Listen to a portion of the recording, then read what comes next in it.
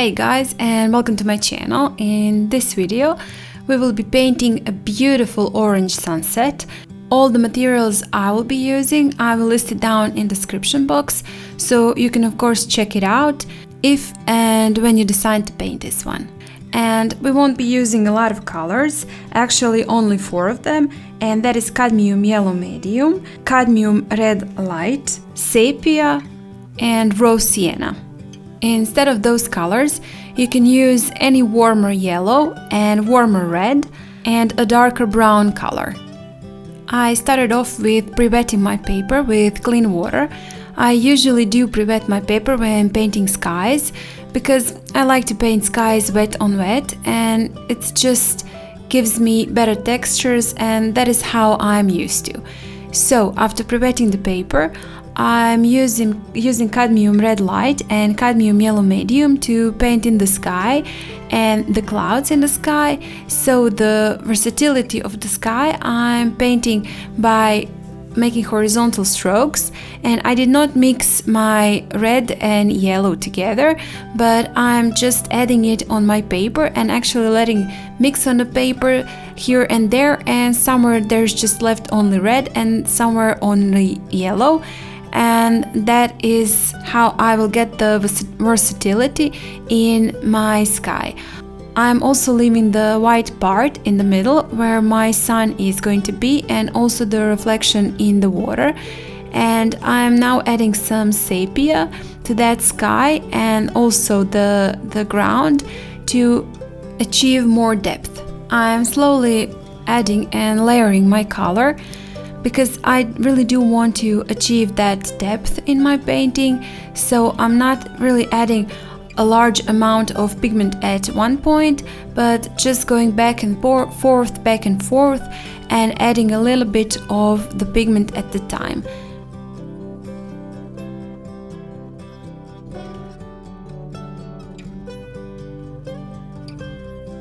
After my paint completely dried, I pre-wet it again, and this time with a smaller round brush I'm going in again and adding some, well, again, horizontal lines, mimicking the clouds, the versatility in my sky and also in my water. And after that, with a again bigger round brush, adding some more pigment.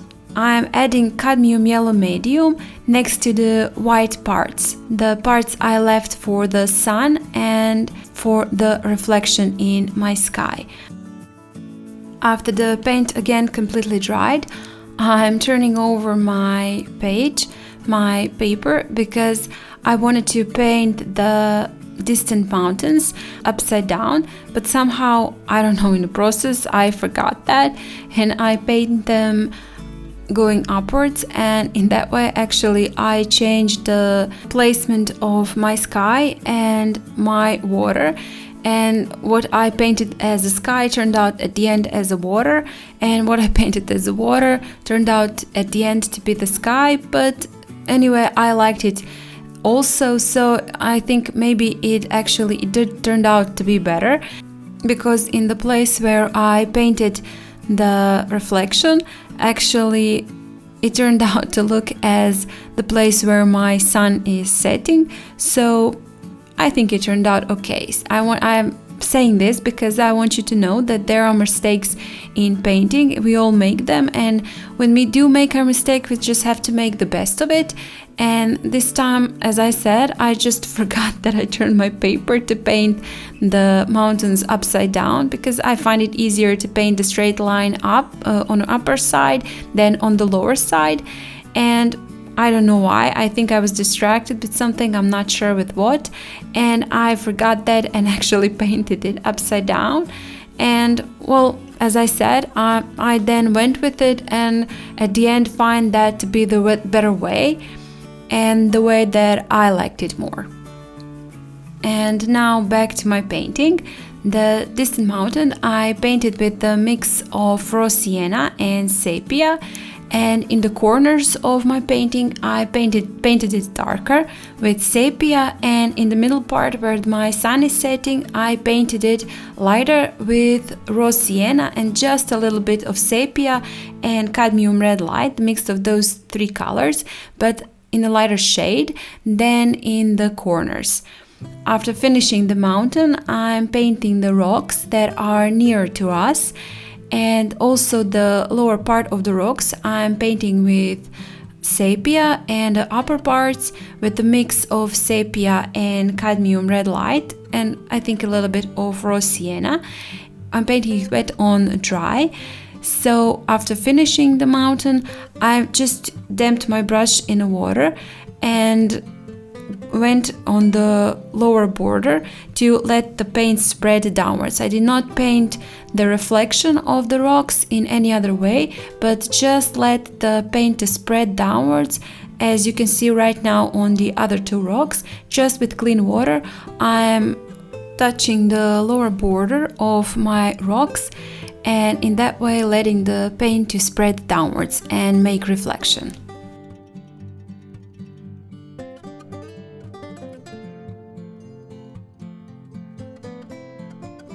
Same mixture of colors I'm also using for my land, and also painting what seems to be the lowest part of the land and the one nearest to us in a darker color, and just a little bit lighter the top part of the land.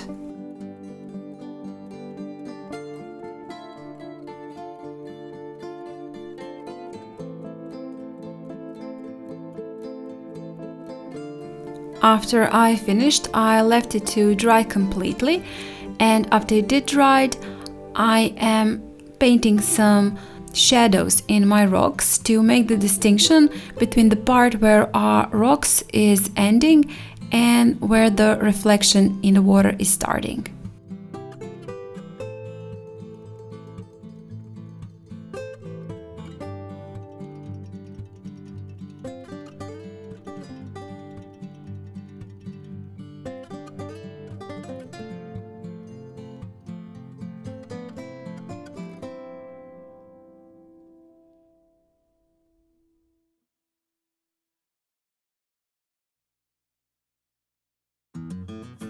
Since I did turn my painting upside down and what was supposed to be water is now sky, I noticed I'm missing some more definition and depth in my sky, so I decided to add a little bit more clouds, and just to make it a little bit more interesting.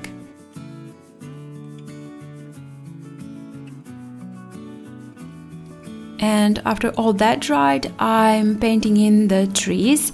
And I'm sorry, my camera stopped, so I've missed recording a couple of first seconds or a minute of painting trees, but now you can see everything I'm doing anyway, so it doesn't really matter.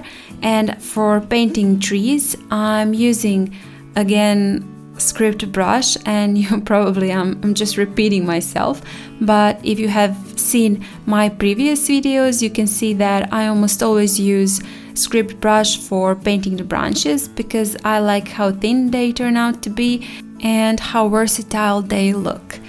Right now with an old fizzled brush I'm just tapping in the texture for the leaves in my trees, and I'm not really using a lot of pigment, but just a watered down sepia. And after that I'm using dagger brush and with the tip tapping in the leaves to give them some more definition and a little bit more of depth. And at the end with the script brush I'm just sprinkling some paint for versatility and making the impressions of some branches sticking out of the leaves. That is actually very much the process in which I'm almost always painting the trees. Sometimes I skip the part where I used old fizzled brush and just start with tapping in the leaves, and at the end adding with a script brush the tops of my branches. And with that, I'll be finishing off my painting and of course this video. Thank you a lot for watching. If you like this video, please like, share, comment, tell me what you liked about it, what you didn't like, and if you haven't still, please subscribe to my channel. It would mean a lot to me. Thank you for watching and I hope I see you next time. Bye!